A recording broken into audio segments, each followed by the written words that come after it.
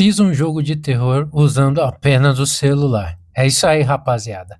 Eu tava com uma curiosidade de como se fazer um jogo de survival horror nos moldes de Resident Evil, Silent Hill e Outlast. É óbvio, num escopo muito menor, mano. Então, lógico, fui pra internet, fui pesquisar e acabei encontrando um app chamado 3D Horror Game Maker. E depois de muitos tutoriais e muitas horas fuçando nas mecânicas aí do aplicativo, eu finalmente me achei capaz de fazer uma experiência interessante, digamos assim. Relembrando, eu não fiz um Resident Evil 9, tá ligado? Existem limitações, afinal nós estamos falando de um jogo feito diretamente pelo celular, sem PC, mano. Então agora vem descobrir comigo como eu fiz um jogo de terror usando apenas o celular. Então, rapaziada, cá estamos nós. Como o aplicativo é limitado, eu encontrei uma forma de contar a história inspirado nos jogos Souls-like, como Dark Souls, Elden Ring, etc. Aqui a história é contada por essas notas, porque foi o jeito que eu consegui encontrar de burlar a limitação do jogo. Então você tem esses fragmentos da história, você vai juntando e no final você vai chegar à sua própria interpretação dos fatos. E eu também decidi explicar algumas mecânicas de gameplay através das notas. Aqui, por exemplo, temos um inventário simples, mas que é bastante útil nos jogos de survival horror, certo?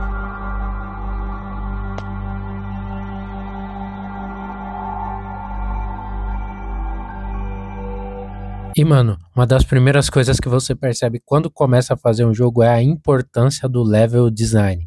Putz grila, cara. Pra você pensar onde vai ficar essa sala, onde vai ficar o item que vai abrir a sala 2, se ele vai ficar na ala um, ele vai ficar na ala 2, onde eu vou colocar esse inimigo, onde eu vou colocar a munição. Tem muita munição, tem pouca pilha pra lanterna, tá desafiador, onde eu vou colocar essa nota que vai dar uma dica pro jogador resolver aquele puzzle. Cara, é muita coisa para se pensar e tudo isso faz parte aí do level design, né? Que é quem vai projetar os mapas do jogo.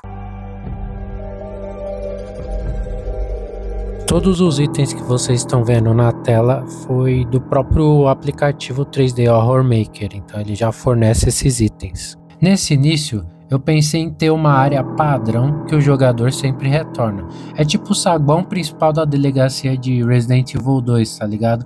Um lugar que você vai abrir portas, você vai vasculhar os cenários, mas você sempre retorna àquele mesmo lugar e que vai levar ao fim do jogo. Por isso eu falei da importância do level design.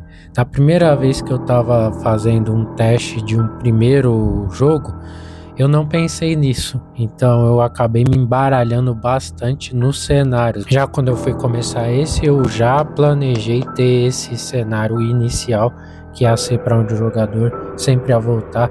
Peguei uma folha, rabisquei cenário por cenário para eu ter uma ideia de todos antes mesmo de começar a fazer, antes mesmo de vir para cá pro aplicativo. Já na questão das chaves e das portas, eu também consegui resolver a limitação, porque aqui dentro do aplicativo você não consegue colocar o nome da porta, então fica difícil pro jogador, peguei a chave, sei lá, da porta 1, qual que é a porta 1? Então eu tive que resolver isso me inspirando nos jogos antigos, como Mario 64, Zelda Ocarina of Time e o Donkey Kong 64. Eles usam muito formas geométricas.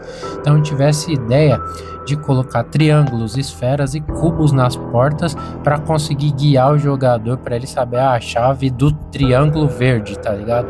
Aí o jogador vai lá, vai na porta, que em cima da porta vai ter um triângulo verde, ele vai saber que a chave é daquela porta, e foi assim que eu consegui resolver essa limitação.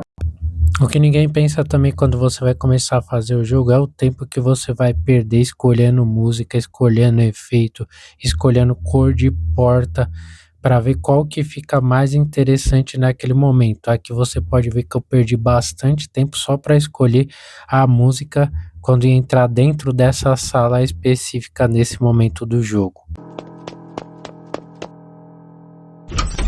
Aqui o jogador vai ser teletransportado para outra área, que é um recurso muito legal do jogo. Você consegue criar outras cenas, outras áreas que não estão vinculadas com a primeira área que você criou.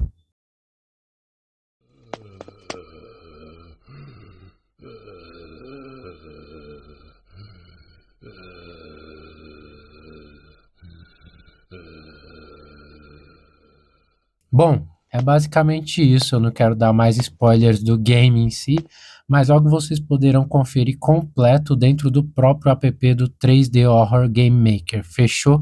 É nóis, valeu, falou!